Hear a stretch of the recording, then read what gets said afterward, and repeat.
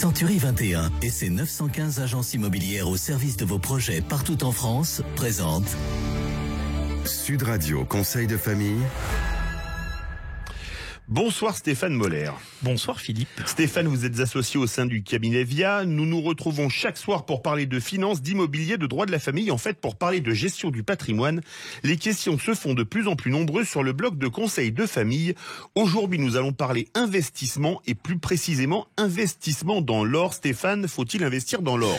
Alors Philippe, nous avons déjà évoqué les raisons d'investir dans des produits financiers, dans des produits immobiliers locatifs. Vous retrouverez d'ailleurs tous ces podcasts sur les chaînes YouTube de Sud Radio. Aujourd'hui, nous allons évoquer les raisons qui pourraient nous pousser à investir dans l'or. Alors, l'or est un actif à part à plusieurs titres. À la différence des produits financiers et immobiliers, l'or n'est pas productif de revenus. Des actions produisent des dividendes, des obligations des coupons, l'immobilier de loyer. Tous ces actifs s'apprécient au travers de leur valeur de rendement actuelle et future. Mais voilà, l'or ne rapporte rien. Alors, ça sert à quoi d'acheter de l'or? Eh bien, l'or est dans le même temps une valeur refuge et un actif purement spéculatif. C'est-à-dire?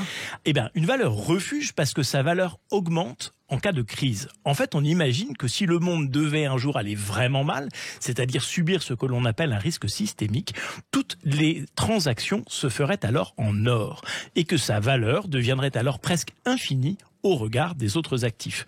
Mais aussi un actif purement spéculatif puisque l'on parie sur une succession de crises majeures qui feront prendre de la valeur à l'or.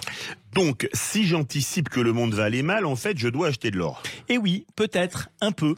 Mais pas trop, car en attendant une crise éventuelle, cet actif ne vous rapportera rien. Comme toujours, c'est une question d'équilibre. À noter que l'or a moins de chances de s'apprécier en période d'inflation, puisque c'est un actif qui n'est pas productif de revenus dont nous avons besoin pour combattre l'inflation. Exactement. Mais alors, combien faut-il en acheter?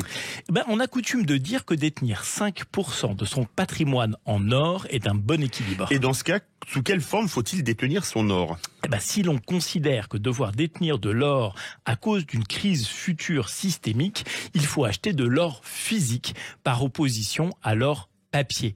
La forme sous laquelle on la détient a alors peu d'importance, même s'il est sûrement préférable d'acheter des pièces d'or que des lingots et évidemment, pensez à bien le protéger. Intéressant.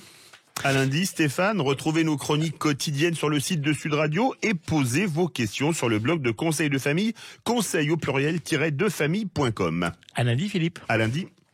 C'était Sud Radio Conseil de famille. avec Century 21 et ses 915 agences immobilières au service de vos projets partout en France.